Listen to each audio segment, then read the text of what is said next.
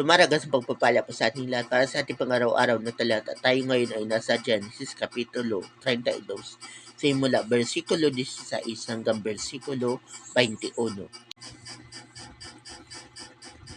Bawat kawan ay pinamahala niya sa isang alipin. Sinabi niya sa kanila, mauna na kayo sa akin, ngunit huwag kayong magsabay-sabay. Magkakaroon ng pagitan ang bawat pangkat. Sinabi niya sa naunang alipin, kung masalubong mo ang aking kapatid at tanungin ka, sino ang iyong Panginoon, saan ka pupunta, kaninong mga hayop ito? Sabihin mong ang mga hayop na dala mo'y ipinabibigay ko sa kanya. Sabihin mo rin kasunod na ninyo ako. Ganito rin ang inuutos niya sa pangalawa, pangatlo at sa lahat ng alipin kasama ng kawat. Ipinasabi rin niya sa mga ito na siya ay kasunod nila.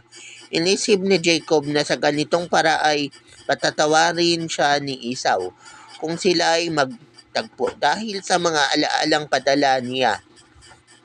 Ang mga alaalang ito'y nauna sa kanya na mahinga muna siya sa kanyang kampo ng gabing iyon. So, kumbaga, pinauna na ni Jacob yung mga peace offering niya para kay Esau. Kaya, kung pagpapatuloy natin na magbasa, sila ay nagkasundo.